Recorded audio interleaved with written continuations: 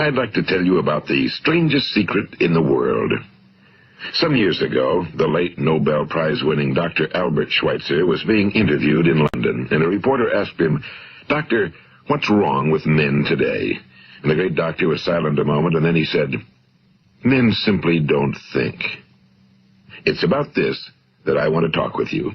We live today in a golden age. This is an era that man has looked forward to, dreamed of, and worked toward for thousands of years. But since it's here, we pretty well take it for granted.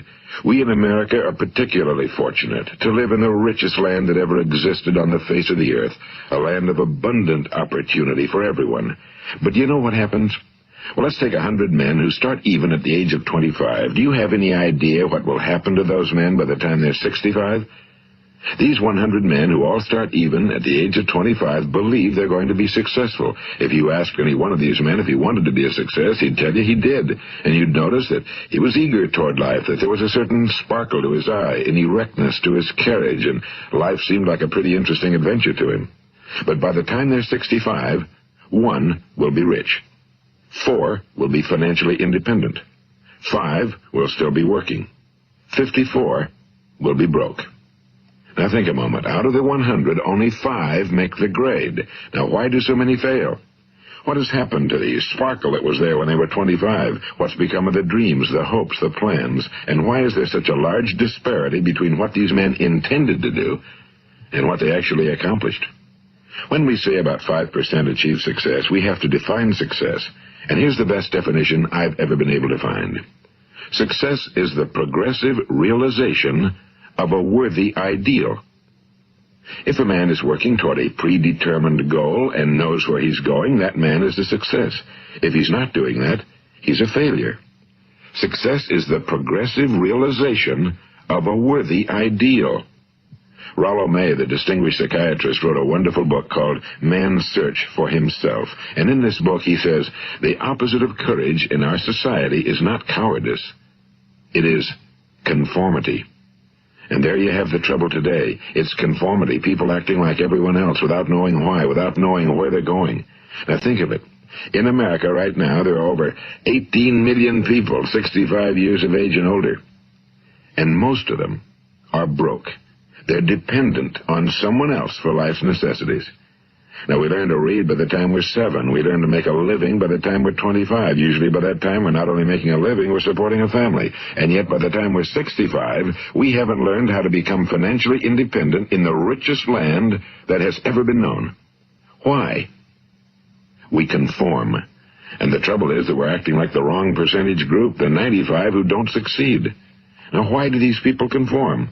Well, they really don't know. These people believe that their lives are shaped by circumstances, by things that happen to them, by exterior forces. They're outer-directed people. A survey was made one time that covered a lot of men, working men, and these men were asked, why do you work? Why do you get up in the morning? 19 out of 20 had no idea. If you ask them, they'll say, well, everyone goes to work in the morning, and that's the reason they do it, because everyone else is doing it. Now let's get back to our definition of success. Who succeeds? The only person who succeeds is the person who is progressively realizing a worthy ideal. He's the person who says, I'm going to become this, and then begins to work toward that goal. I'll tell you who the successful people are. A success is the school teacher who's teaching school because that's what he or she wants to do. The success is the woman who's a wife and mother because she wanted to become a wife and mother and is doing a good job of it. The success is the man who runs the corner gas station because that was his dream. That's what he wanted to do. The success is the successful salesman who wants to become a top-notch salesman and grow and build with his organization.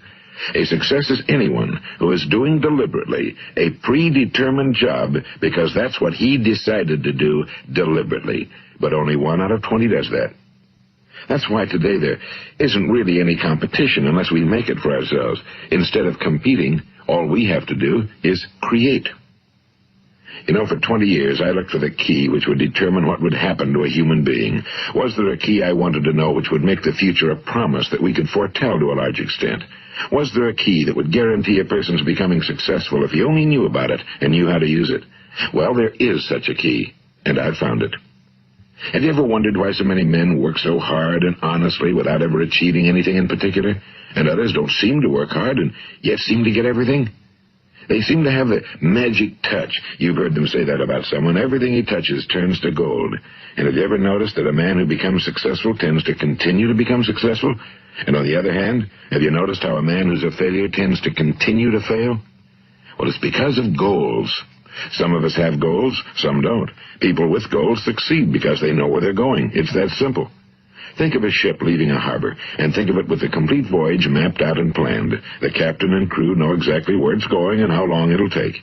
It has a definite goal. Now, 9,999 times out of 10,000, it will get to where it started out to get. Now, let's take another ship, just like the first, only let's not put a crew on it or a captain at the helm. Let's give it no aiming point, no goal, no destination. We just start the engines and let it go. I think you'll agree with me that if it gets out of the harbor at all, it will either sink or wind up on some deserted beach, a derelict. It can't go anyplace because it has no destination and no guidance, and it's the same with a human being. Take the salesman, for example. There's no other person in the world today with the future of a good salesman. Selling is the world's highest-paid profession, if we're good at it and if we know where we're going. Every company needs top-notch salesmen, and they reward those men. The sky's the limit for them. But how many can you find? Someone once said the human race is fixed, not to prevent the strong from winning, but to prevent the weak from losing. The American economy today can be likened to a convoy in time of war. The entire economy is slowed down to protect its weakest link, just as the convoy had to go at the speed that would permit its slowest vessel to remain in formation. That's why it's so easy to make a living today. It takes no particular brains or talent to make a living and support a family today. So we have a plateau of so-called security, if that's what a person's looking for. But we do have to decide how high above this plateau we want to aim. Now let's get back to the strangest secret in the world, the story that I wanted to tell you today. Why do men with goals succeed in life and men without them fail? Well, let me tell you something which, if you really understand it, will alter your life immediately. If you understand completely what I'm going to tell you from this moment on, your life will never be the same again. You'll suddenly find that good luck just seems to be attracted to you. The things you want just seem to fall in line, and from now on you won't have the problems, the worries, the gnawing lump of anxiety that perhaps you've experienced before. Doubt, fear, well, they'll be things of the past. Here's the key to success and the key to failure. We become what we think about. Now let me say that again. We become what we think about. Throughout all history, the great wise men and teachers, philosophers and prophets have disagreed with one another on many different things. It's only on this one point that they are in complete and unanimous agreement. Listen to what Marcus Aurelius, the great Roman emperor, said. A man's life is what his thoughts make of it. Disraeli said this. Everything comes if a man will only wait. I've brought myself by long meditation to the conviction that a human being with a settled purpose must accomplish it, and that nothing can resist a will that will stake even existence for its fulfillment. Ralph Waldo Emerson said this, a man is what he thinks about all day long. William James said, the greatest discovery of my generation is that human beings can alter their lives by altering their attitudes of mind. And he also said, we need only in cold blood act as if the thing in question were real, and it will become infallibly real by growing into such a connection with our life that it will become real. It will become so knit with habit and emotion that our interest in it will be those which characterize belief. And he also said, if you only care enough for a result, you will almost certainly attain it. If you wish to be rich, you will be rich. If you wish to be learned, you will be learned. If you wish to be good, you will be good. Only you must then really wish these things and wish them exclusively, and not wish at the same time 100 other incompatible things just as strongly. In the Bible, you read in Mark 9:23, if thou canst believe, all things are possible to him that believeth. My old friend Dr. Norman Vincent Peale put it this way, this is one of the greatest laws in the universe. Fervently do I wish I had discovered it as a very young man. It dawned upon me much later in life, and I found it to be one of the greatest, if not my greatest discovery outside of my relationship to God. The great law, briefly and simply stated, is that if you think in negative terms, you will get negative results. If you think in positive terms, you will achieve positive results. That is the simple fact, he went on to say, which is at the basis of an astonishing law of prosperity and success. In 3 words, believe and succeed. William Shakespeare put it this way: our doubts are traitors and make us lose the good we oft might win by fearing to attempt. George Bernard Shaw said, people are always blaming their circumstances for what they are. I don't believe in circumstances. The people who get on in this world are the people who get up and look for the circumstances they want, and if they can't find them, make them. Well, it's pretty apparent, isn't it? And every person who discovered this for a while believed that he was the first one to work it out. We become what we think about. Now, it stands to reason that a person who's thinking about a concrete and worthwhile goal is going to reach it, because that's what he's thinking about, and we become what we think about. Conversely, the man who has no goal, who doesn't know where he's going, and whose thoughts must therefore be thoughts of confusion and anxiety and fear and worry, becomes what he thinks about. His life becomes one of frustration and fear and anxiety and worry. And if he thinks about nothing, he becomes nothing. Now, how does it work? Why do we become what we think about? Well, I'll tell you how it works as far as we know. Now, to do this, I want to tell you about a situation that parallels the human mind. Suppose a farmer has some land, and it's good fertile land. Now, the land gives the farmer a choice. He may plant in that land whatever he chooses. The land doesn't care. It's up to the farmer to make the decision. Now, remember, we're comparing the human mind with the land because the mind, like the land, doesn't care what you plant in it. It will return what you plant, but it doesn't care what you plant. Now, let's say that the farmer has 2 seeds in his hand. One is a seed of corn. The other is nightshade, a deadly poison. He digs 2 little holes in the earth, and he plants both seeds, one corn, the other nightshade. He covers up the holes, waters, and takes care of the land, and what will happen? Invariably, the land will return what's planted. As it's written in the Bible, as ye sow, so shall ye reap. Now, remember, the land doesn't care. It'll return poison in just as wonderful abundance as it will corn. So up come the 2 plants, one corn, one poison.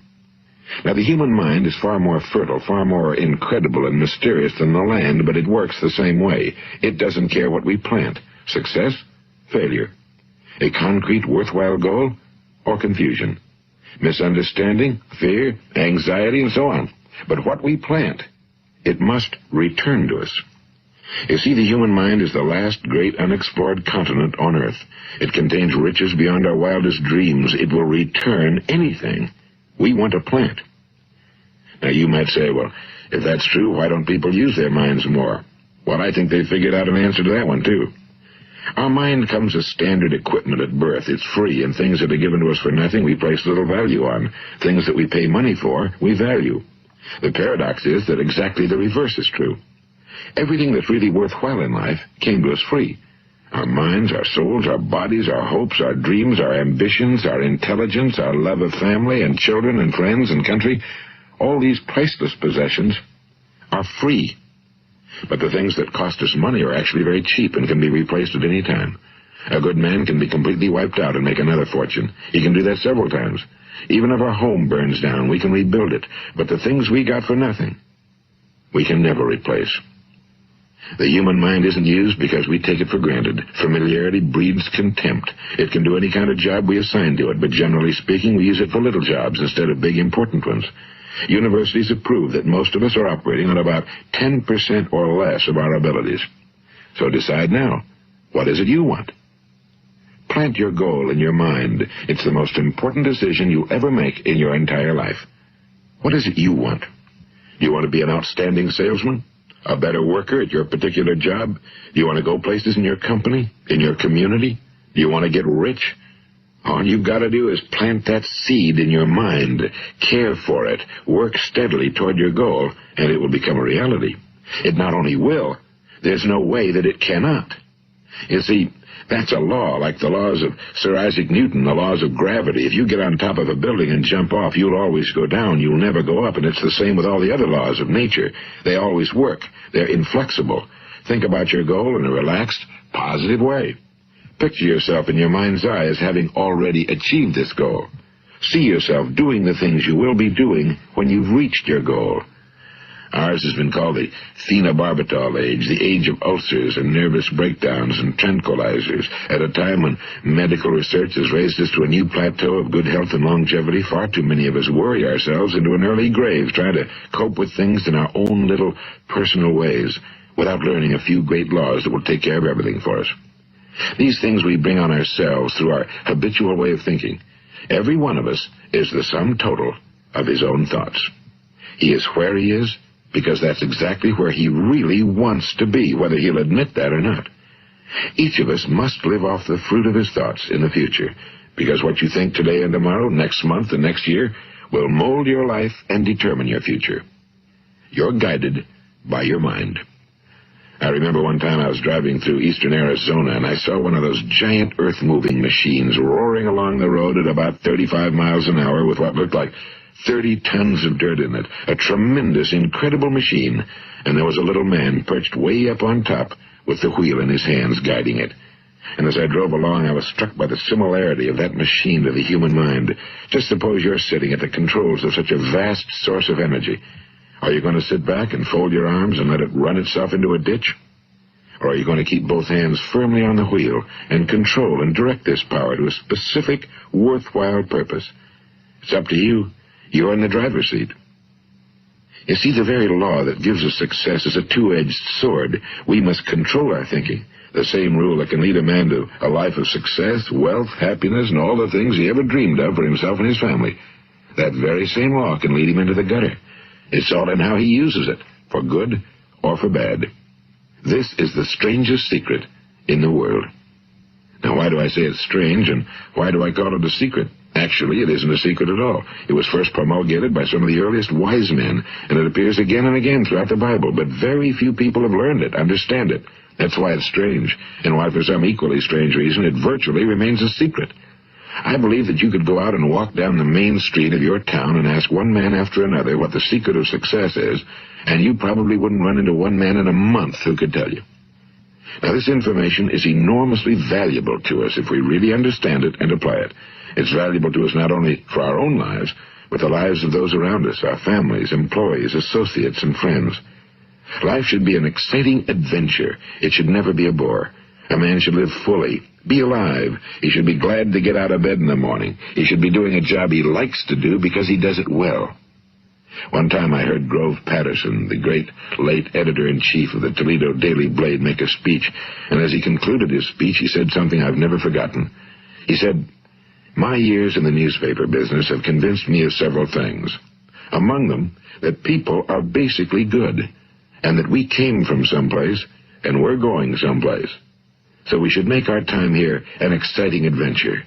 The architect of the universe didn't build a stairway leading nowhere." And the greatest teacher of all, the carpenter from the plains of Galilee, gave us the secret time and time again. As ye believe, so shall it be done unto you. I've explained the strangest secret in the world and how it works. Now, on this side, I want to explain how you can prove to yourself the enormous returns possible in your own life by putting this secret to a practical test. I want you to make a test that will last 30 days.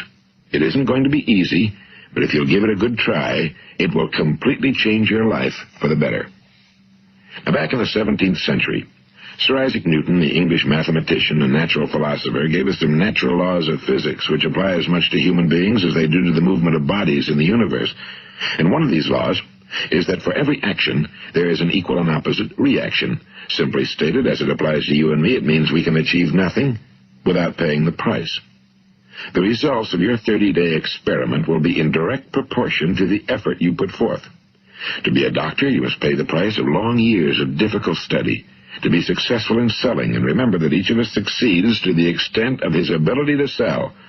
Selling our families on our ideas, selling education in schools, selling our children on the advantages of living the good and honest life, selling our associates and employees on the importance of being exceptional people. To, of course, the profession of selling itself. But to be successful in selling our way to the good life, we must be willing to pay the price. Now, what is that price? Well, it's many things. First, it's understanding emotionally, as well as intellectually, that we literally become what we think about, that we must control our thoughts if we're to control our lives. It's understanding fully that as ye sow, so shall ye reap. Second, it's cutting away all fetters from the mind and permitting it to soar as it was divinely designed to do. It's the realization that your limitations are self-imposed and that the opportunities for you today are enormous beyond belief. It's rising above narrow-minded pettiness and prejudice. And third, it's using all your courage to force yourself to think positively on your own problem, to set a definite and clearly defined goal for yourself, to let your marvelous mind think about your goal from all possible angles, to let your imagination speculate freely upon many different possible solutions, to refuse to believe that there are any circumstances sufficiently strong to defeat you in the accomplishment of your purpose, to act promptly and decisively when your course is clear, and to keep constantly aware of the fact that you are, at this moment, standing in the middle of your own acres of diamonds, as Russell Conwell used to point out. And fourth, save at least 10% of every dollar you earn. It's also remembering that no matter what your present job, it has enormous possibilities, if you're willing to pay the price. Now let's just go over the important points in the price each of us must pay to achieve the wonderful life that can be ours. It is, of course, worth any price. 1. You will become what you think about. 2. Remember the word imagination and let your mind begin to soar. 3. Courage. Concentrate on your goal every day. 4. Save 10% of what you earn. And 5. Action. Ideas are worthless unless we act on them. Now, I'll try to outline the 30-day test I want you to make. Keep in mind that you have nothing to lose by making this test and everything you could possibly want to gain. There are 2 things that may be said of everyone. Each of us wants something, and each of us is afraid of something. I want you to write on a card what it is you want more than anything else. It may be more money. Perhaps you'd like to double your income or make a specific amount of money. It may be a beautiful home. It may be success at your job. It may be a particular position in life. It could be a more harmonious family. Each of us wants something. Now write down on your card specifically what it is you want. Make sure it's a single goal and clearly defined. You needn't show it to anyone, but carry it with you so that you can look at it several times a day. Think about it in a cheerful, relaxed, positive way each morning when you get up, and immediately you have something to work for, something to get out of bed for, something to live for. Look at it every chance you get during the day and just before going to bed at night. And as you look at it, remember that you must become what you think about, and since you're thinking about your goal, you realize that soon it will be yours. In fact, it's yours really the moment you write it down and begin to think about it. Look at the abundance all around you as you go about your daily business. You have as much right to this abundance as any other living creature. It's yours for the asking. Now we come to the difficult part. Difficult because it means the formation of what is probably a brand new habit, and new habits are not easily formed. Once formed, however, it will follow you for the rest of your life. Stop thinking about what it is you fear. Each time a fearful or negative thought comes into your consciousness, replace it with a mental picture of your positive and worthwhile goal. And there will come times when you'll feel like giving up. It's easier for a human being to think negatively than positively. That's why only 5% are successful. You must begin now to place yourself in that group. For 30 days, you must take control of your mind. It will think about only what you permit it to think about. Each day for this 30-day test, do more than you have to do. In addition to maintaining a cheerful, positive outlook, give of yourself more than you've ever done before. Do this knowing that your returns in life must be in direct proportion to what you give. The moment you decide on a goal to work toward, you're immediately a successful person. You are then in that rare and successful category of people who know where they're going. Out of every 100 people, you belong to the top 5. Don't concern yourself too much with how you're going to achieve your goal. Leave that completely to a power greater than yourself. All you have to do is know where you're going. The answers will come to you of their own accord and at the right time. Remember these words from the Sermon on the Mount, and remember them well. Keep them constantly before you this month of your test. Ask, and it shall be given you. Seek, and ye shall find. Knock, and it shall be opened unto you.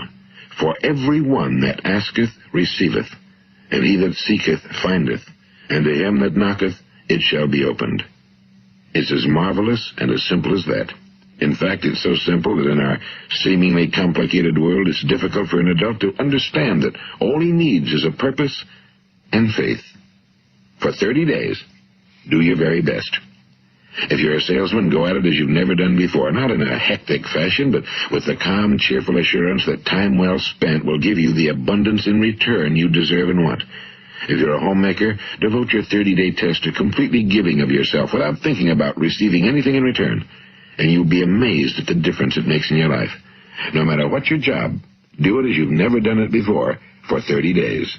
And if you've kept your goal before you every day, you'll wonder and marvel at this new life you've found. Dorothea Brand, the outstanding editor and writer, discovered it for herself and tells about it in her fine book, Wake Up and Live. Her entire philosophy is reduced to the words, act as though it were impossible to fail. She made her own test with sincerity and faith, and her entire life was changed to one of overwhelming success. Now, you make your test for 30 full days. Don't start your test until you've made up your mind to stick with it. You see, by being persistent, you're demonstrating faith. Persistence is simply another word for faith. If you didn't have faith, you'd never persist. If you should fail during your first 30 days, by that I mean suddenly find yourself overwhelmed by negative thoughts, you've got to start over again from that point and go 30 more days.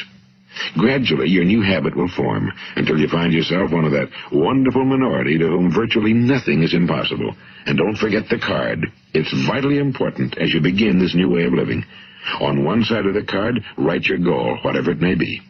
On the other side, write the words we've quoted from the Sermon on the Mount. Ask, and it shall be given you. Seek, and ye shall find. Knock, and it shall be opened unto you. Nothing great was ever accomplished without inspiration.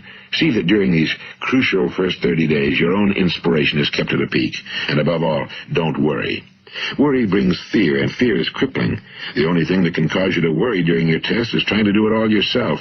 Know that all you have to do is hold your goal before you. Everything else will take care of itself. Remember also to keep calm and cheerful. Don't let petty things annoy you and get you off course. Now, since making this test is difficult, some will say, why should I bother? Well, look at the alternative.